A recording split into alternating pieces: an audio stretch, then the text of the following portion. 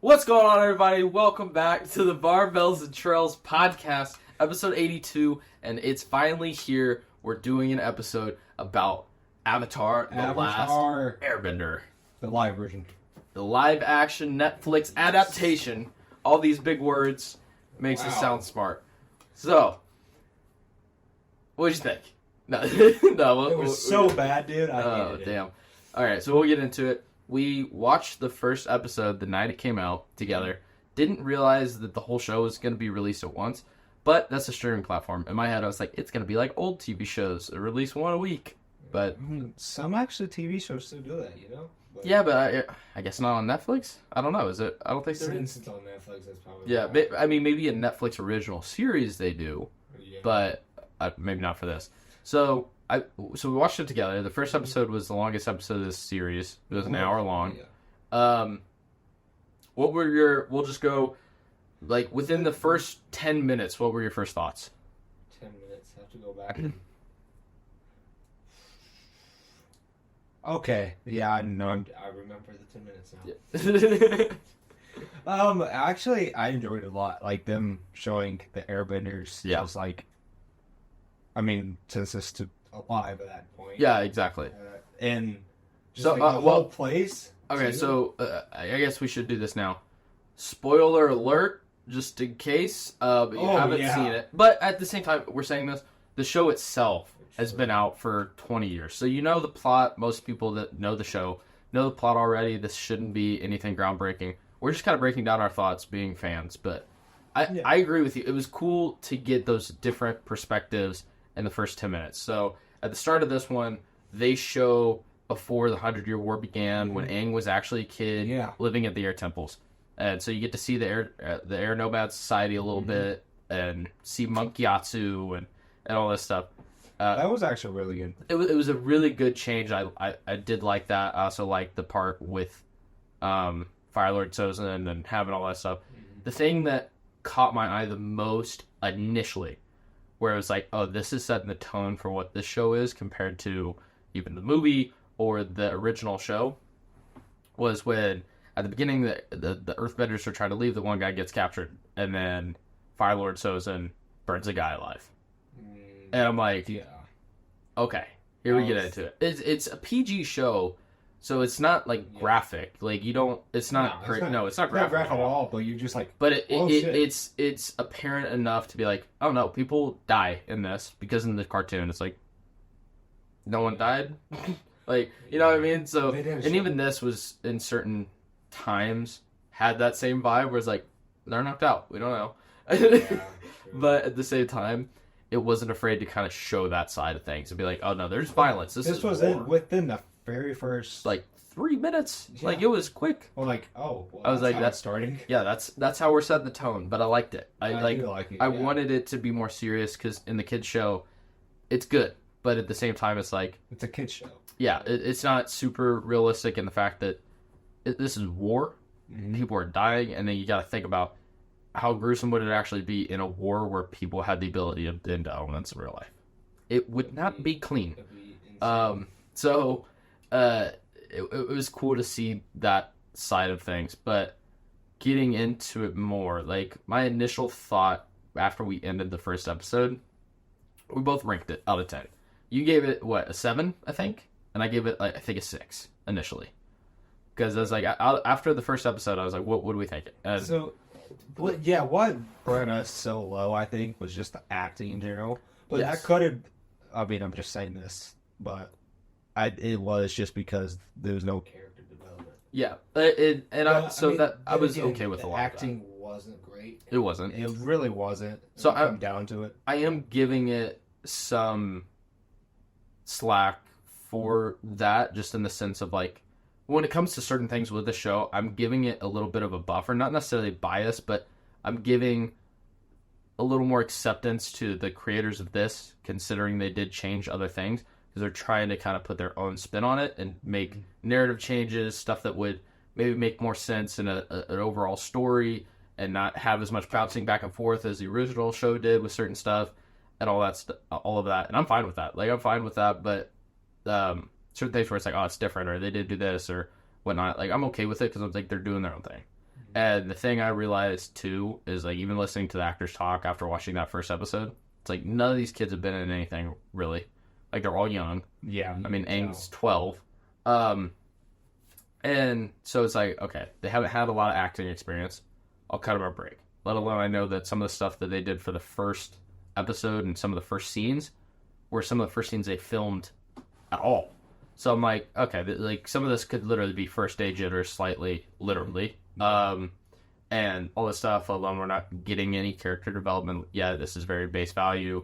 And it felt in the first episode that they tried cramming a lot into it because of the flashbacks and adding all this stuff and then still trying to fit it in probably a time window. Yeah, I can see why the first episode was so long, just because there was so much. Yes. So much. And they probably wanted to, they didn't want to stretch it out too long because then they'd probably have to do that for the whole series. So they were probably trying to fit so much in the short amount of time possible.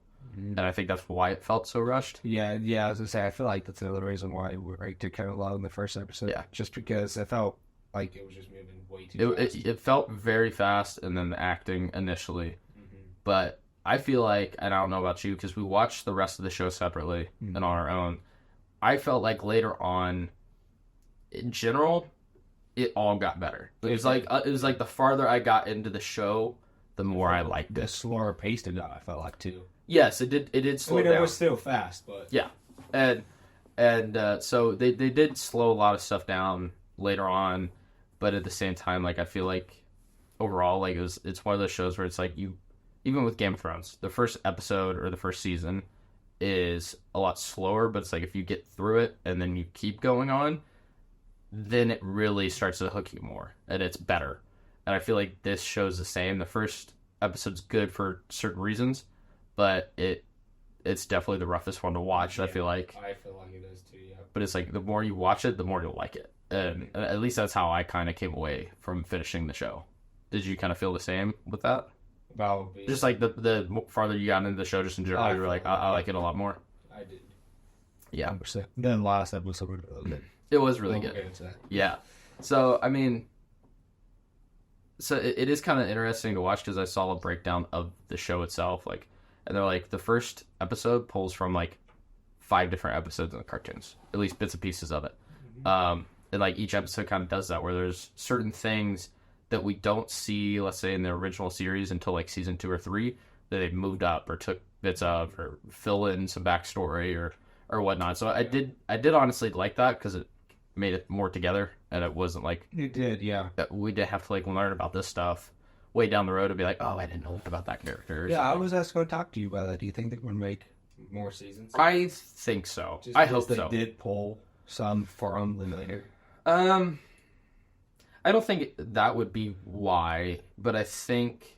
I mean, I feel like they're going to. They're just going to add something that they think is going to fit better. Yeah, like that's in new areas. I think that they'll do it because I think this shows a success. Like it's been top 10 all week for the U.S. I don't know. I feel like it will have enough watch time and everybody will watch it enough that it will warrant the other seasons. And also I feel like even if it didn't do great,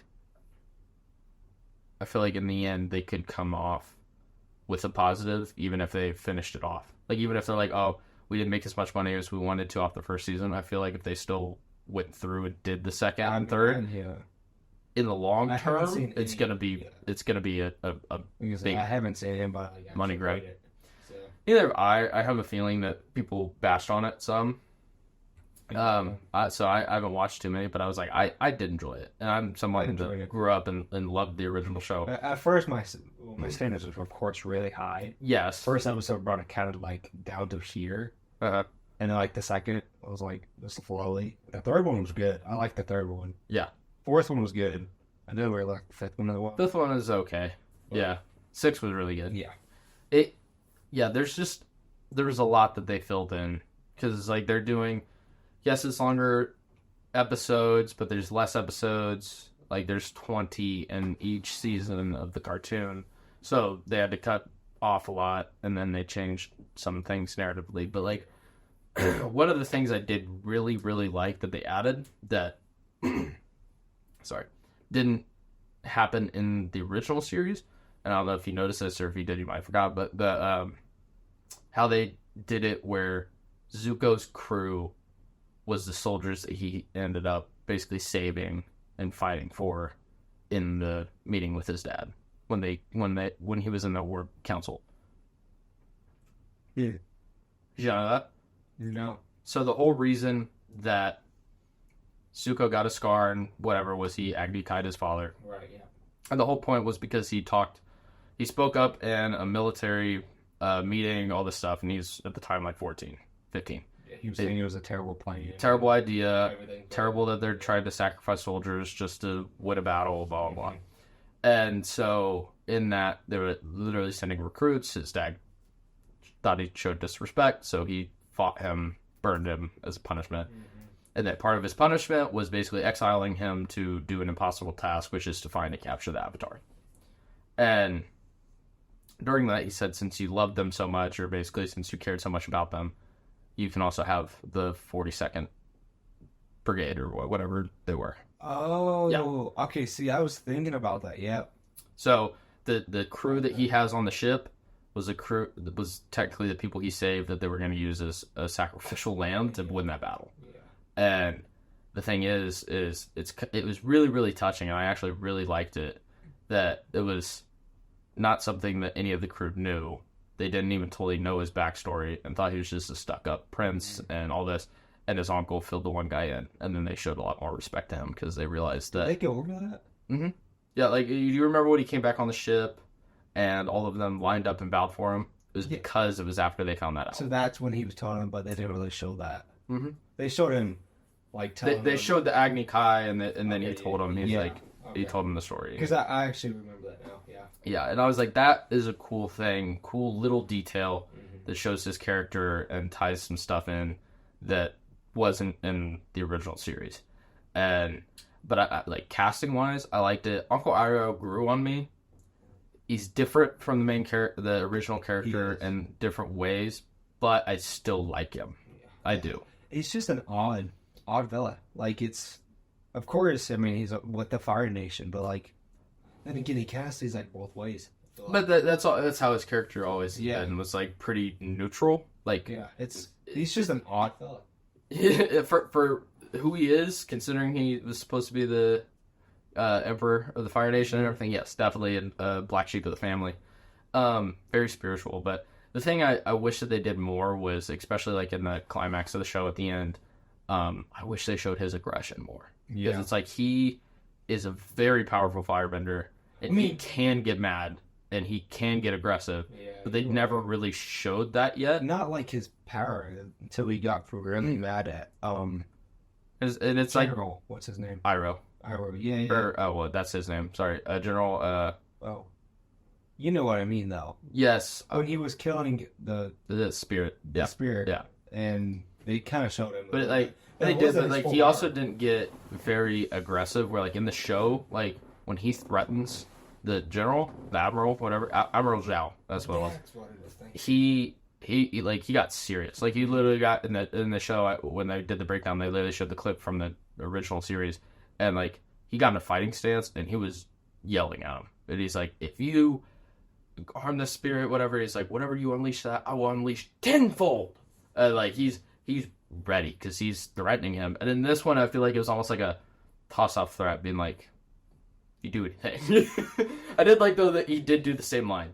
Like, there's certain times throughout the show they had line for line, and I'm like, I know that scene. Like, that's cool. Like, it's cool that they did that and did leave, like, just word for word stuff from the show in certain places. Like the Earth Nation. Yeah.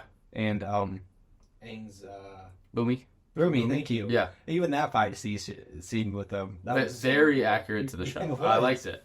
They did change the plot for it and the reasoning behind it, but I liked it. I wasn't necessarily a big fan that they announced who he was early. Like, I did like it in the show originally. Like, they were like, who is this guy? Like, and I feel like there wasn't as much mystery in it. And also, he wasn't as ripped as I wish he was, but they're also trying to portray a 100-year-old man and everything. 12? Yeah. And he's old. But it's like in the movie, it's obviously, or in the show, it's very unrealistic because he is shredded. But at the same time, like, they did use a young actor for it. Like, the guy that played it, the reason why he looks so weird is because the dude's, like, I think 30. Like, he's not old. Oh, yeah, he's not old at all.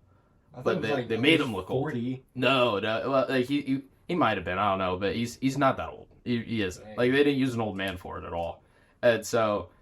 but I did like the fight sequence was very similar to the show, and I was like, that was cool. That was like fun. The last move when he flipped over. Yep, that was no, it was awesome. I'm trying to think what else. Like all the characters they had, I did enjoy. The casting for it was, I think, great. I don't think there's any casting choice that I was like, I'm not a fan. Like I think all of them fit really well. Like, they played the characters and the roles great. Like, 100%. I don't think there's anybody in the show that was a major character. Made it seem that it was just like a cutout from the animated series. Pretty much. Because all the characters look almost identical. Like, Zuko, I like. Like, he even said, I had conversations with the original guy that played Zuko for the voice acting and did the character.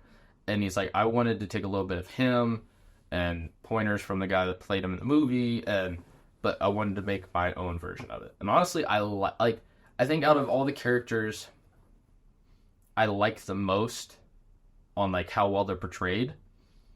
I think Zuko might be the top one for me. I think he plays the role really, really well.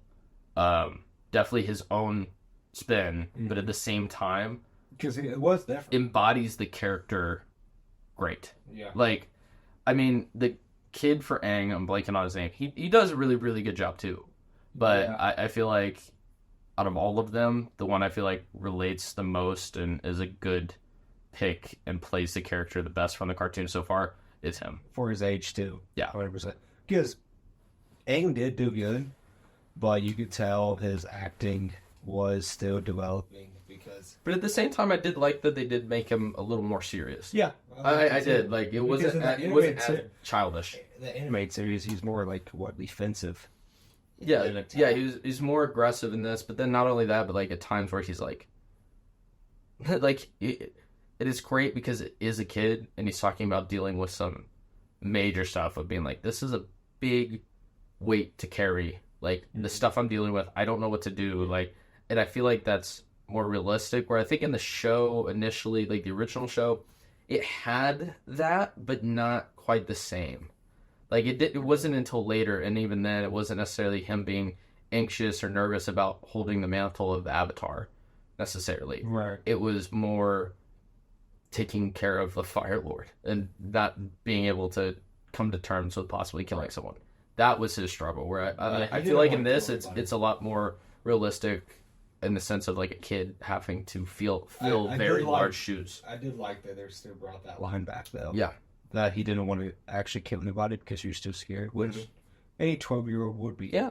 Yeah. I was 12 and I killed somebody, I'd be like, uh-oh. I mean, between that and then also like, what's some other changes they did? Like all the avatars that he talked to, past avatars were like, hey, like this is a solo job. Yeah. And I also like between that, like it was a running storyline with all of them in the second to last episode, whereas him, all of the characters basically, I think even Zuko a little bit, but mainly the main three, like Katara, Sokka, and Aang, all were sitting there dealing with their own stuff, realizing like times have changed. Like hers was, women can fight too. You guys got to understand that this is not what it used to be.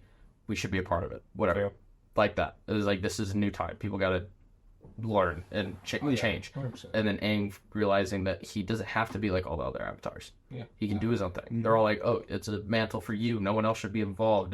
It's all on you. It's like, it doesn't have to be. And in the show, that is a major part of like, this is in the original show, it's not more outrightly said, but it's like, this is a family and they're friends and they will do anything to help one another.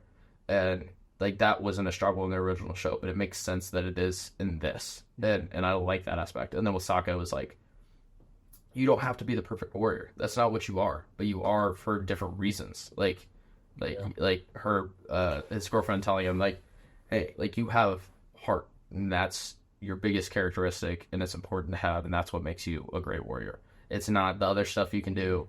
You don't have to live up to the image of your father kind of thing. Can I just say, that guy's riz. Dude, everywhere he went, he found somebody. But that's Sokka, though. I know, dude. It is Sokka. I did like his portrayal of the character. He did good.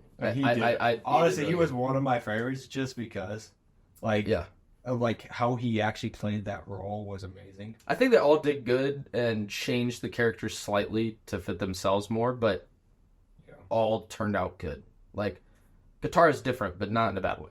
Like, I like the way they did it all. So, speaking of, like, different random details, like, Jet was, like, less involved in this episode than he was in the show, but I did like him showing up. That was cool. I loved that they did the secret tunnel thing and they had the music. I was like, yeah, no, you came up to me, he was like, they did the music? Yeah, I was like, literally, the funny thing was I was doing something that night and I literally paused it, but I was watching that scene and then it was like right at the end, they go secret tunnel and I like shut it off, but right after it said it, I was like, they did it! They sung the song!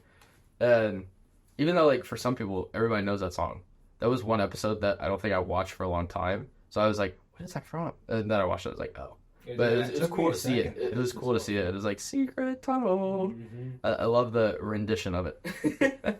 I was like, oh, it's cool they added it. Because the plot for the story and how it evolved in this show was different than the original, but they still included those characters. Mm-hmm. And I like that they did that. They changed the story enough, but they still included. So that's the thing. They just kept. They did change the story, like, but it worked. But it worked. Like there was nothing. But they also kept the same like small little details. Yeah, and that's what I really liked. Like even though they changed different impacts narratively in each episode that didn't happen in the show, or even as the whole season, they changed different things. Mm-hmm. Nothing negative. Like there was nothing that I was like, I didn't like how they did that. Really, like. Mm-hmm. I think the biggest thing that I was disappointed in was that Aang didn't waterbend a single time. Yeah. That was the only one where I was like, Like, there was some of that where I was like, okay, like, Katara was good, but struggled. Aang came to him naturally, and it pissed Katara off. That was part of their character development in Season 1, slightly, and part of it is like, why is Aang always so good at things? Yeah, but see, that's another thing, though. I didn't like that she just, like, started waterbending so good so fast, because it took her a while in the original. I mean, you and me talked about that. Yeah. But, like, I felt like, I mean, of course, there's probably some backstory of how many hours she actually... Exactly. I think that was something I was thinking about today, preparing for this, was as the show progresses, you have no idea how much time has elapsed. But I think it's longer than you expect. Because they did show little glimpses of her just, like, practicing by herself. Yeah, so. And that's very true to the original show, too. Like, they did a lot of training. And it's like, knowing her character, she was 100% training as often as she possibly could. Yeah. So it makes sense that she got good. And even by the end of this first season in the original show, she was really, really, really, really good. Obviously, she still had stuff that she learned and picked up along the way later. But she was already really good for not waterbending for long, and her being only 15 or whatever at the time. Yeah. So it made sense. And even like in the show initially, it's like Aang learned to waterbend while they were at the North Pole, but Katara was the one that ended up teaching him more and training him throughout the rest of the show. See, that's the thing though. At the very end of the episode, that's kind of how they left it. Yeah, but I love how they were like, actually, that's his teacher, which it does become. Asking you if there's gonna be another season, I feel like 100% there is. Just because I kind of left it on a skyhook. I guess in the show, I never necessarily realized it, that like, oh yeah, Katara's his waterbending teacher. No, of course it is.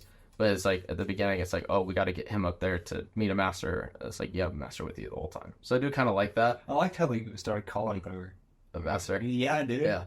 But, I mean, technically that's what it ends up becoming. It's like, not a spoiler, but throughout the show, it's like, Katara's his waterbending teacher, pretty much. Mm-hmm. Toph is who teaches him earthbending. Zuko is the one that teaches him how to firebend and trains him. The blind girl. Earthbender. What? Wait. One of the best characters of all time. Wait, why am I... Oh my gosh. I'm spacing. The blind bandit, dude. What are you talking about? I was spacing. Oh no. But I guess we'll see next season. but like, so it's cool that is how it is. It's like he didn't go to necessarily the traditional route of finding a master and training. his friends taught him, and they're all great. That's the thing, though. I like how they left it on Skyhook of the Earth Nation getting over attacked. Yeah. And but technically, that's how it did end in the original show. That's why I liked it. It was, they left it with, like a cliffhanger. Yeah, thank you. Yep, there you go. It is interesting that they did that, and then they also revealed that Sozin's Comet's coming back. Because I can't remember. That's right, yeah. I think they might find that out in the first season. Maybe it's the second season of the original show. I don't know. It might be the second, actually. And they find out, like, Sozin Comet's coming back. And we have less than a year at this point to train and prepare and learn the elements. And in the original show, that's like the timeline. It's like, hey, all of this happens in a year. But the show came out over 5. You can't do that with real actors. Especially kids. Yeah, that's true. Because it's like, by the time full production's done and filming's done for all of these, probably, even if they start working on it pretty quickly afterwards, they initially auditioned in 2019, 2020 or something. So it's like now, that kid for Aang isn't 12, he's damn near 16. Right. So by the end of the show, they will be older. And they even said that probably with this one, narrative-wise, to make it work for the characters, there probably will be a gap in between one of the seasons, or maybe during the season, of elapsed time to explain away aging, obviously, because they can't try keeping them the same age the whole time. It'll be way too apparent. Like, it's like you can't hide that, especially for a 12-year-old. No, 12 to 16. Yeah. So, that'll be interesting how they do that, and that's something they did talk about, but makes sense, and not something that initially popped in my head. Record? Do you know? Over a year ago. Over a year ago. So the timeline would still work technically and then get the next season. Yeah, yes, but it would get too major because it's like by the time they would record the final season in the original animated series, it all happened in less. I mean, I'm just saying if they had 3 seasons. Yeah. So technically, if they made the second season, like, it wouldn't be that bad. Like, it wouldn't have to be that much elapsed. If they got done by like next year, I don't think age-wise would look too different. No, but at the same time, there would probably still have to be some time, even if it's like 2 years later in the show or a year later or something. Which would make sense for that, but that's why, like, at the end, when they revealed, like, oh, Sozin's Comet's coming back, that's not good. That's why they didn't put a date on it. Because that's 100% why. Because they're not going to do that, because then that means they got to try keeping it constrained to a specific time frame. So it allows for the transition in time later on as they age to be accessible. Because now it's just like, oh, it's coming, and all they said was soon. They didn't say when. So it's like, it could be technically in their show timeline 5 years. By the end of it, it could be 5 years from when the initial show started. So we might see an older Aang and stuff. So that'll be interesting. Yeah. But I feel like that'll be cool to see the character in also too, because it's like he will literally mature slightly, so we'll actually change some of the outcome of maybe how the show ends. True. And he would be actually probably at least water bending. Yeah, so he's like, it gives it time for him to actually be good at these elements a little more. So that's where it's like, by the end of this show, it's going to be a lot different compared to the original, where it's like, this is a 12-year-old dealing with this. Now he might be 16 in this show at the end during the big climax, and that, like, maybe he has a different outlook on the situation or something, and maybe he's more aggressive because he understands what he has to do. Like, so it'll play the characters different. But has to mature. Yeah, so I'm curious to see what comes by the time they finish the show, because that will make the narrative changes way more apparent, because they basically have to.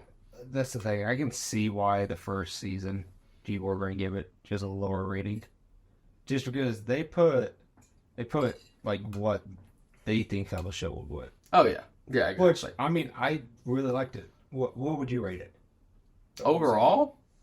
Just for the first season, probably a 9. A 9 out of 10. I mean, so I was going to give it a 7.8. Oh, really? I think it was really good, because I think in a lot of aspects, what they did worked. Where it's like, you also have the horrible movie to go off of. And it's like, even comparing that to this adaptation, it's like, bending looks great, characters are different, but that makes sense. Great. Like, 100%. The stories change slightly, but it works and it makes sense, and I honestly like it. I can see people rating it like a 6 or something. Yeah. Just because, but like when this and other seasons coming about and like everybody matures. Yeah. Everything changes. Well, and that's like overall it's going to get way better. Oh yeah, and I think the reason I rate it so high is also I got to look at it separately from what the original show is. This is technically a different show. It is. It's an adaptation. It is not a frame for frame remake. So it's like I can't rate it the same or rate it too harshly because it is just a lot different. It's its own entity with it. Right. But I did like at one point one of the. Like, it was interesting. Like, Roku wasn't involved as much, but Kyoshi was. I wasn't the biggest fan of the Roku in it. I wasn't the biggest fan of that so far, but I did like that Avatar Kyoshi was involved and like used him as like that as a cool presence, and I was like, that was badass. And that was like the first hint of being like, that's what an Avatar can do. That's when they're ready, that's it. Like that's how powerful they are, and it's like, it insane, dude. Okay, that's wild. Yeah, dude, they came out of nowhere. It was like, oh shoot. Yeah, I know, and I love how it's like she just flew over there. She rocketed herself over there with firebending. Mm-hmm. That's not normal for a firebender. That is them basically saying, this is what it looks like, and it was awesome because it's like that's what the Avatar can be. Right now, you're just dealing with the 12-year-old. Everybody else doesn't know, but I actually haven't seen the original in years. Yeah, I should have watched the original before this, but so like watching everything else, actually bringing back memories, and just like Avatar is like going through pain is amazing, and like it did happen. It did happen in the show.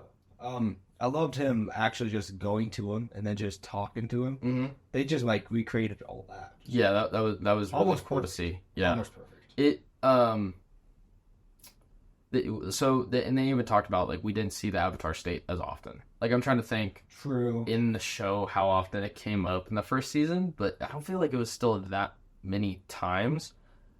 At least not to the point that it was like used really. It was more just like when he started. Like just feeling, I feel like the burden on him, and that's where the Avatar state started coming. Like once he went back to the airbending, what's it called again? City school. Yeah. What's it called? It has a name. Temple. It's a temple. Yeah, the Southern Air Temple. Southern Air Temple. Yeah. Right. But like when he went back, you can tell that was the first time. I think that was it ever activated in him. Yeah. Yeah, and so it makes sense. It is a rare ability, but when it's not used by someone that knows how, so it makes sense. It's like it's not something he's going to be able to unlock. But that's part of the plot for the original series too. That's why it did show up. That's why I'm excited for the next seasons. I did like. So do you remember the scene where Sokka and Uncle Iroh went into the bar and they were like, trying to slyly ask if people have heard about waterbenders around and all this stuff. And I was like, oh, the Avatar? Yeah. Like shit. They know about the Avatar. Yeah. And then they hired that mercenary. Yeah. Well, and they do that. She's in the show. Is she? Okay. Yeah. I actually don't remember that. Yeah. She's an original character for it. But I love how, and I don't know if you noticed this because you haven't watched it in a while, but the stuff that the people talk about in the bar, are like, oh yeah, I heard that from this canyon guy that he fought canyon crawlers and did this, and another one was, I can't remember what the other one was, or oh yeah, I heard a story about them from these pirates. Those are all actual episodes in the original show and plot points in it. Really? That they didn't show, but they talked about it actually happening. So it's like that even shows more that there was time jump throughout the series or throughout that season that was longer than you anticipated. Because if you just watch it, you're like, this could have happened in like 2 weeks. I don't know. But in all reality, it was probably months. Oh, 100%. Yeah. So since they weren't as like face value being like, hey, this is how much time's going by. So it's like that kind of shows because it hints at like, oh, this all did still happen. We just didn't see it. Mm-hmm. And plus it also adds like, oh, there's been more stuff going on and more happening behind the scenes. It's just not shown. to be like more times elapsed. There is more training. Like that. This is why Qatar is better at waterbending. It hasn't been a day. It's been 2 weeks. Makes more sense. Yeah. Actually. Yep. Put in that perspective. Yeah, because those episodes is like one was when they met the pirates, and that's how they initially found that waterbending scroll. That was that story. Okay, yeah. The one with the cave or the canyon crawlers was called the Great Abyss or something in the original series.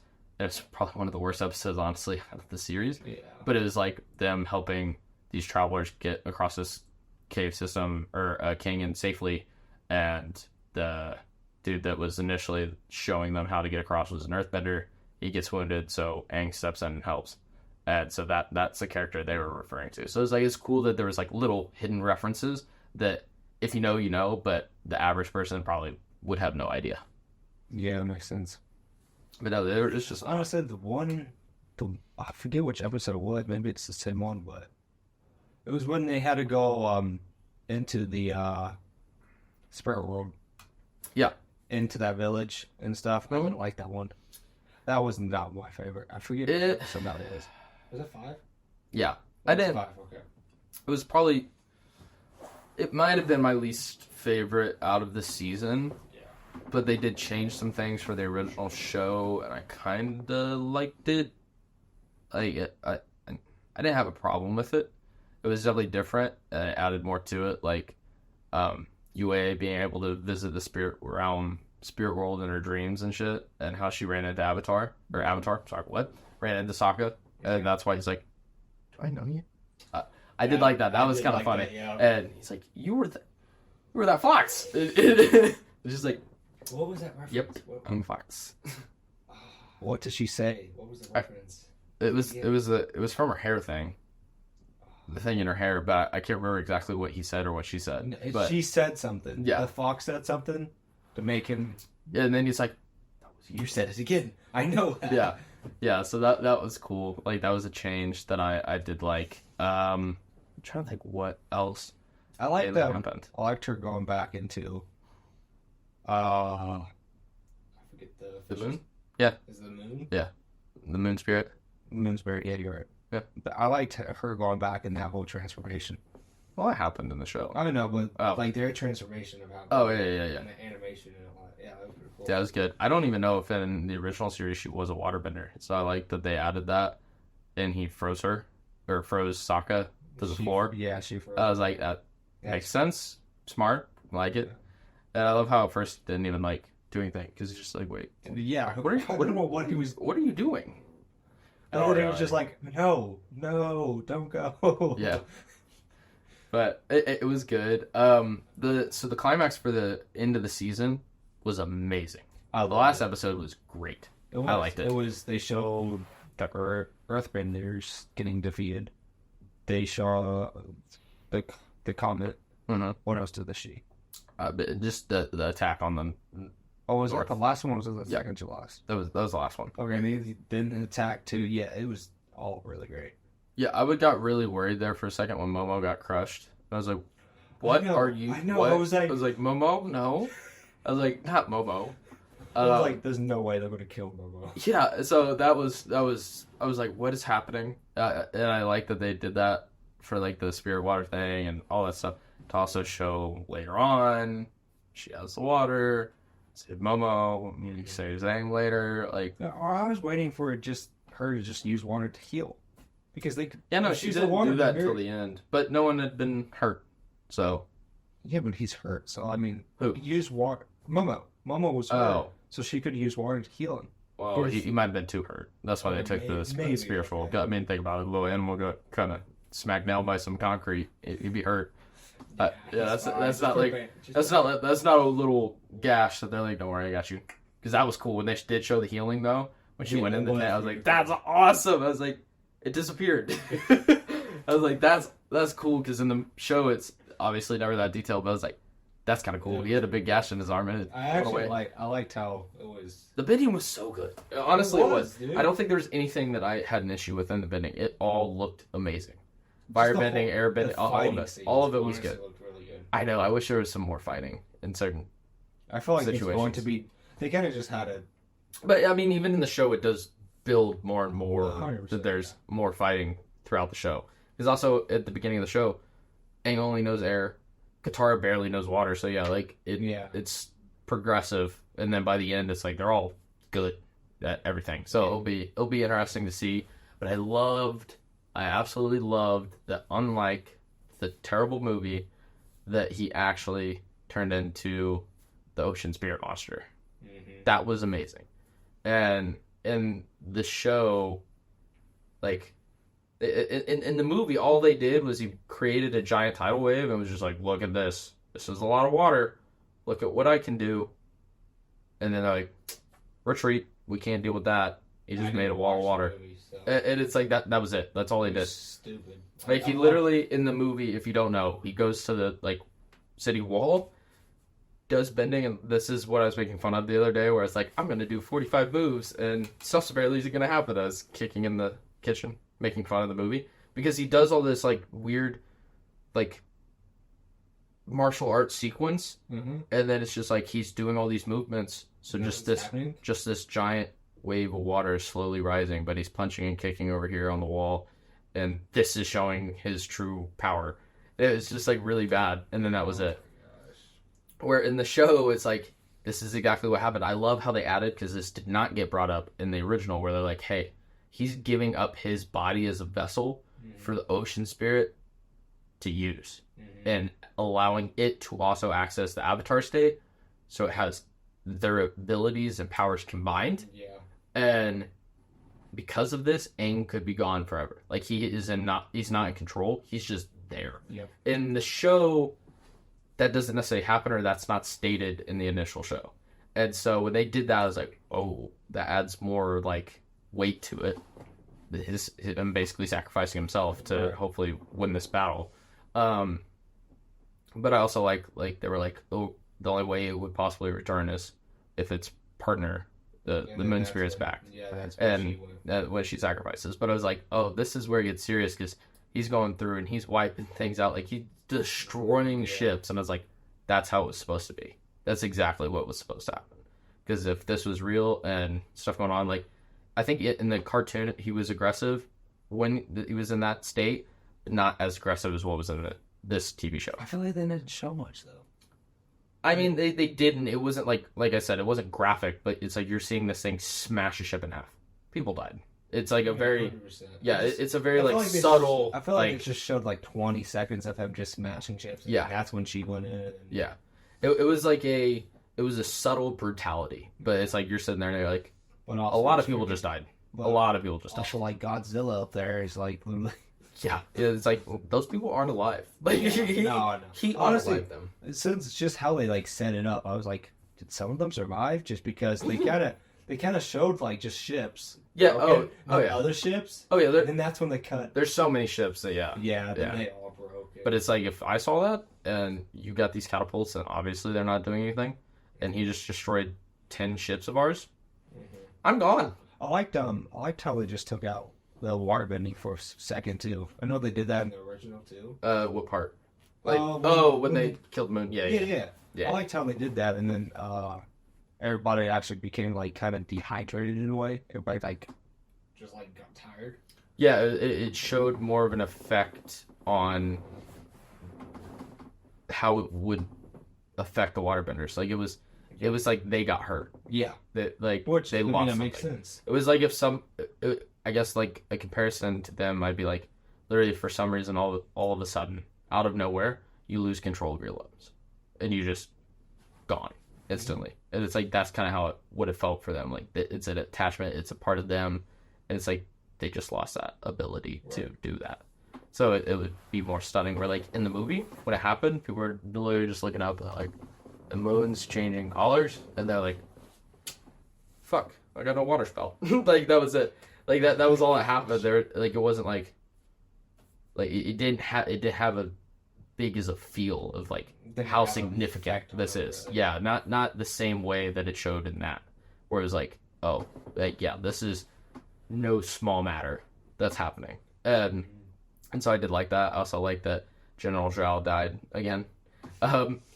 Yeah.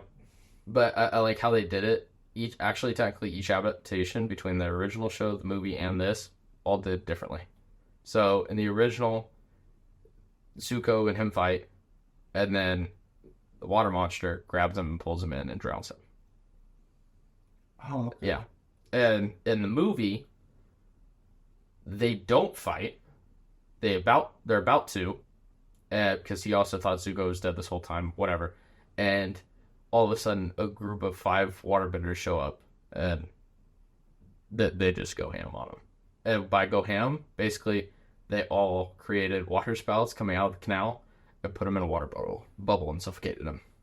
It is like, whoa. That's kind of cool, though. Yeah, and he's just said they can't do anything. Like that. I mean, there's 5 waterbenders there. I mean, but if you're covered in water and you try and do fire, that's not going to work. No. So, but I did like that they had to fight. Like his, that was also something I was super impressed with Zuko. His fight choreography for it was amazing. Like the fight scenes for him, great. I it was really so good. liked his kick too, but I feel like he did it. The fire kicks. That's my favorite. I was like, he's flipping. The thing is, the one thing I didn't like is he did it so consecutive. He would do a kickflip. Yeah. 2 punches, kickflip again. Like, anybody that knows he's got to do a kickflip, like, you can kind of tell once he jumps in the air. Yeah. Turns your body. But it's also really cool, and it shows the agility. And the thing is I don't think they really use stunt actors for anything in this. Yeah, not like they did for the other movie, but for the TV show, I was like, I don't like they're doing all this, and that's what's also impressive about it. Mm-hmm. Animated, it's like, yeah, you draw it, right. But it's like someone's actually doing this, and it gives was 100%. It gives more, yeah, it makes it cooler because you're like, wow, like that was like cool. I said, like even the hand combat at times, I was like, oh, that's good. Fighting was just good. One of my favorite sequences was when Katara fought Master, Paku, Master Paku. And the thing is, and I don't know if you realize this because you haven't seen it in a while, like they did with Aang and Boomy, they took shit straight out of the show. They changed little stuff, but some of that fight was exactly what happened in the animated series. I was like, that was cool, and it looked so good. I was like, because in the movie it was just terrible, but like that I was like, they're doing it like the show. Like I can't wait. I'm looking forward to the point in time that Katara uses the tentacle thing. I don't know if you remember that, where she basically would create a ring of water and create a bunch of tentacle arms and fight a bunch of people. I can't wait to see that in this show because it would be so good. That would look so good. It would be awesome. And so I hope they recreate. I hope they do too. It's very interesting. I'm because it does look so good. Like when she did the water discs and like through the ice, that was from the show, and it looked so cool and it coming across his face. I was like, I liked how she was like just making like little comments. She was like, "Oh, that was new." She's like, "Yeah, that's all that from the Earthbenders." But that's so true. Yeah. It's like by the end of the series, it shows basically with all of them, and obviously very apparent, but like through Katara and Zuko in particular, that they take techniques that they have observed from different bending styles and adapted them to their own things. Like one of the scenes in the TV show, the cartoon, like Zuko literally does basically frame by frame the same attack move that Katara used on him at one point earlier in the show, but he did it in firebending, and he uses it against his sister. And it's like, and it shows that they're picking up on different techniques, different forms from these different bending styles, and using it as their own. And that's true because it happens in the actual show. I was like, that is cool that they kind of showed that. We're like, where did that come from? And like, I took it from the Earthbenders. Like it's cool, so, and it makes so sense. Dope. Yeah. But where it's like, if you're somebody that's only trained in this aspect and don't travel the world, you'll be trained in doing it like everyone else that does it. But if you become more cultured in that and make your own changes, it's like if someone knows karate and then they go somewhere and are around a society or a group of people and train with some people from jiu-jitsu, even if they don't become a jiu-jitsu master and they only do it a couple times, they're going to take things that they noticed or seen or someone used on them and morph it and use it in their karate techniques that they had learned. It's very common that it's cool that they even showed that in the show for bending, like, which is a martial art, that it's like, oh, we're going to take bits and pieces of that and because put it then in you my say they're style. not actually martial arts Yes. teachers. Yep. And so, like, in the original show, the writers were so dedicated to add lore and actually make it good. So, like, Tai Chi is waterbending. Like, that's what they took from it. They took different forms of martial arts to create the different styles of bending. One that's more fluid, one that's more structured and stiff, like stuff for earthbending and stuff. That was earthbending. Yeah, and doing all that, and then that's the thing is, Toph, her earthbending is different from everybody else because she's blind, so she literally had to learn it differently, and how she does it. So her style in the show of the cartoon is different than everybody else's because how she fights is different because of how she has to learn. And so, like, there's little stuff like that where I like that they even did that here, where you can even see the different firebending styles slightly even between two different characters, and it makes a lot of sense. Like, I mean, just going from the Fire Lord, and then to and it's hard to notice, and I wasn't paying much attention, but even the sound of their firebending between like Azula, the Fire Lord, and even Zuko all sound different. And I was like, I didn't notice it, but I was like, that's kind of cool. Yeah. Like, I think they literally put like dragon type noises behind Iroh's, which is kind of cool because that makes sense. he's also the Dragon of the West. Yeah, so that makes sense. it's cool that they did like little hidden things like that are so subtle that you probably wouldn't notice, but when you find out, you're like, that's pretty interesting. Like even them doing the song "Leaves from the Vine," which in the cartoon was from like season 2 or 3, and it was when he was mourning his son's death, and that was the song that he sang, and that also became the memorial episode for the original guy that voice acted for Iroh because he died when they recorded the original show. So like halfway through, they had to switch voice actors, and so they used that same melody and that same song and put it in part of the soundtrack for the show. And I was like, that's cool. And I'm like, I hope later we actually see a rendition of it because it was that episode saddest scene in the whole original cartoon. So I was like, I hope that they do that in this. That's what you said. And so it's just like little things like that that make the difference, I feel like, for this show. Yeah. I mean, so what was your... I guess I said my favorite character. Who was yours? Is it still Zuko? Could be. Maybe. Yeah. I did like that we did get to see, and I know it was only a split second, but we saw the lightning bending from Azula. I was like... I know, dude. Cool. That was insane. That was awesome. I was like... I'll be ready. And I know she's trying to be impressive and take time, but I was like, I hope later it's not as much of a sequence to do it, because in the TV show, she does it fast. Like in the original cartoon, she does it quick and it's deadly because it's like that's not easy to defend against. It's lightning, and it's fast. Who knows? And she would just throw that out quick in certain situations. So I hope they do that later on when we see it again. Yeah, to be like, oh, like she's good at this. And it's scary. So it'll be interesting to see everybody else. Really a favor, I guess. I mean, everybody. They're all really good. They really are. Yeah. And that's the thing is, I'm trying not to be biased because I like the original show, but honestly, it is good. It really is. Like I'm not just trying to piggyback the show and be like it's great, but no, like it. And honestly, it is. I enjoyed it. I really did. I don't know when we might hear word that a second season is being created. I hope it already is in the background, because I think it'll be worth it, and I would 100% watch. Well, going back though, how do you feel about actually if they going to recreate from the original show? Mm-hmm. Yeah, they're doing. Have you seen that? Yeah. I had probably talked about that on one of the solo. Well, actually, I seen you on video or something. Well, yeah. How do you feel about that? Oh, I'm excited. So the thing is, Avatar Studios, the people that originally created Avatar, the original writers, original everything, they did obviously Avatar: The Last Airbender. They also did Korra, Legend of Korra, all that stuff. So they're creating. I think it's supposed to come out this year. They're doing a cartoon movie about Avatar Kyoshi. That comes out, I think, this year.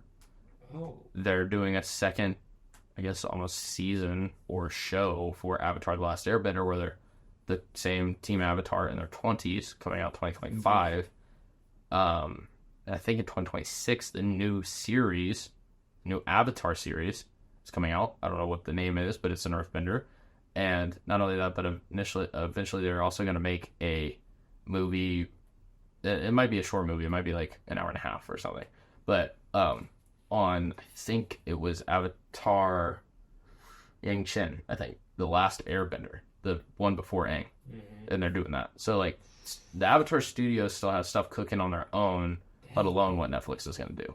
That's kind of cool. Yeah, so it'll be interesting to see, and because like you get bits and pieces from Legends of Korra. From Nickelodeon, was it? I don't know if they're under Nickelodeon anymore, but it's the same people, so it should be really, really good. I mean, I guess Netflix says it's partnered with Nickelodeon. Yeah, exactly. Well, because they have the rights to the show, because I did know the original was. Yeah. Okay. Yeah, so I'm curious to see what's going to happen with that, because in Legends of Korra, we don't know a lot of what happened after The Last Airbender TV show. Like, there's bits and pieces you get and stuff, like some flashbacks here and there, and you see Aang when he's older and dealing with some situations and stuff, but there's a lot that's left out, so it'll be cool to see. And then also it's like, what's going to be going on in their 20s, because there are Avatar cartoons, comic books. There are books. Yeah. Kind of like Halo. Like, there are lore books that are But I mean, then lore. again, he's still the Avatar. Yeah. So, like, I don't know what the storyline's going to be, because even in the books, like, the stuff that's in the books are some of it's stuff that happened to other avatars before Aang, but there are storylines that go technically after the TV show that add other stuff. Like, there's more stories with Azula. So there's more stories with Azula. There's more stories with, like, Zuko's mom, because that was, like, in the cartoon. There's, like, a plot story or plot hole that, like, never got filled, but they filled it in the books, and they did other stuff with that. And so, like, that's what's going to be interesting, is even the stuff, the extra lore that's in the books only stops at a certain point, only a handful of years after the end of the war, where, like, this new show is going to probably be, like, closer to 10 years after. So it's like, what's going to be going on? Because Zuko's emperor, Zuko's, like, Aang's going to be the Avatar. It's going to be weird going back and forth, but yeah. It'll be fun. I'm excited. That's why I'm excited for the next season. I think it's a missed opportunity, but someone could have 100% done an Avatar: The Last Airbender game of some sort. Dude. Video game. And there was, like, some weird renditions, and there were some mobile games, I think, and some other stuff. But it's like, if they did, it would probably be really good. And I don't know what it would be. It could be good. The thing is, like, the idea of being able to do that in a video game would be awesome. Imagine doing that, like, at a free world, too. Yeah. That would be kind of dope. Yeah. Like I said, I don't know how they would do it, but even if it was, like, you are the Avatar, but it has nothing to do with the show. Like, basically, it's an Avatar game, but you are the Avatar, so here's all these missions. They have nothing to do with the lore, the plot, or anything from the actual show. Or, like, imagine they actually, like, kind of base it off the show. Mm-hmm. So all the side quests and quests you do have is, like, leading up to, like, moments from the show. That'd be cool. That'd be cool. That would be really cool. Yeah, there's a lot going on in the Avatar space over the next couple of years. Like, I mean, I was talking to Brian about it. I was trying to convince him to watch the show, and he just like, "You mean The Last Airbender?" I was like, "No, it's Avatar. It's just not the Avatar you're thinking of. Like, his name is, like, the Avatar. Like, he's thinking of, like, blue people avatars." Oh. And I'm like, no, like, they're both avatars. It's technically one came before the other, but one's larger than the other. Last Airbender's better. Yeah. For me personally, I would agree to that. I just remember watching the original film when I was younger, and I loved it, dude. It's so good. It really is. It's looking at it even as you're older and looking at it as an adult and like thinking about the story and everything, you have more appreciation for it. Not only like nostalgia based, but you can look at it and be like, the overall story and writing and creativity and narrative parts of this show is really, really good. Like, there was a lot of effort put into this. Yeah. They did a really good job at writing a great story. Like a lot of, like, animated shows. It was really good. They went downhill. They went downhill a lot. I don't know. I couldn't tell you a good animated kid show anymore. Like, yeah, I couldn't. That actually is just good. Like, it does, you know. Nothing that comes. Nothing is in depth. The thing is, there's a lot of like that's not mini animated. No, anymore. but I feel like also like the thing with Avatar is the characters were so developed. Like they put a lot of effort into the story of the show, where other shows are just like, this is fun, this is cool. There's not a lot of depth to it. Where Avatar had a lot of depth, especially for a kid's show, and so it teaches you a lot, even as a kid watching it. A lot of different life lessons and different things. Like it's not just for fun. It's funny and it's cool, and as a kid you're like, yeah, but it's different. Like the only show that actually comes to mind is like Ben 10. Is that still around though? I think there's been different renditions, so yes, I think so. I don't know if it's still good then. I don't think so. Oh, is it? I don't think so. I mean, I remember back then. I loved it was kind of like, do you remember the old Teen Titans as a kid? Yeah. And then they did the remake, and it's super childish, where it's like the original was actually, it was a kid's show, but it was dark, and it was spooky and badass and everything, where like the one now is like, ha ha ha ha, Teen Titans go. Yeah, it's just like, it's not the same. The other one was like serious. You're like, oh, this is some dark stuff. And you're watching it at like 8. You're like, this is so cool. Robin, get him. Like, but Kill him. but no. Is there anything else you want to say about the show before we probably call this episode? I don't know. I'm just excited. Yeah. I don't know when the next seasons are going to come out, but I'm excited. What was your... Well, I'm excited too. Like, overall, I would just recommend, even if you're... Like, even if you watch the first episode and didn't like it and you're skeptical, go ahead and watch it. Watch it all. And if you don't know what it is, still watch it. Like, it's cool. It's a different way to get you into it, and you might actually go check out the original later, but just watch it. Like, it's a good show. It really is. The original's really good, so... Like, what would you say was, like, one of your favorite parts of the show? Moments? Yeah. Like, for me, let me do some thinking here. Man. Favorite part of the show. I don't know. There's a lot of different moments I really like. Yeah, I was going to say that you cannot just take one favorite. I think one of my favorites is probably one of the first scenes with everything. Like, the first 20 minutes was really good. Yeah. Like, the part with the Southern Air His stuff. whole backstory. Yeah, that was good. Because I like that they added it. Yeah, I love that. To basically add more relativity to the characters and a better understanding. I couldn't say what my favorite one is. Yeah, it's tough because there's a lot of really good moments for different reasons. Yeah, So I know what you mean. The mask scene when like they were fighting to get out, that was really good. Like when Aang was captured and that was pretty Blue good. Spirit stuff, that was really good. I did like General Zhao, the guy that played it. Great character. He played the character really, really well. I mean, I don't like him. But... Yeah. But I did like how they started off as... Because in the show, he was already like a general or something. And in this one, it's like... This is just some scout from the Southern Waters. So I like that actually, his sister, what's her name? Azula. Azula, yeah. I actually liked her. The thing is, we haven't got to see a lot of her yet, more than what we did in the original show. Yeah, true. So I'm curious to see how, like, they haven't necessarily showed yet how vicious and brutal her character really is. Oh, she's like they like hinted at it so far. Like it's been like she's terrible. Something's up. But like I liked how like her character was. Mm-hmm. No, I liked it. At first, I didn't realize it was her when she was like undercover, and I was like, wait a second, I recognize her. I was like, oh shit, that's Azula. Duh. And then she took her the freaking helmet off. Yeah, I was like, oh. I was like, okay, that makes sense. But, well, I think that might call it for this week's episode. We'll remind you guys to check that out. But also check out the live streams coming up. Hopefully, we'll schedule some a little sooner than 20 minutes out. But well, you're going to afford it for like a week. Well, yeah, after that. So I hope you guys did enjoy.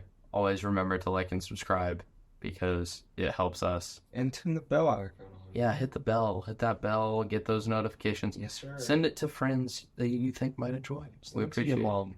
Sure. Yeah, send it to your mom. We love all the moms out there. I think we know what Well, yeah, but so moms, check us out. Whoa. Don't check out the whatever. Check out the podcast. Check us out. Whatever you want to do. I'm good. Okay. We'll see you guys all in a little bit. Peace out.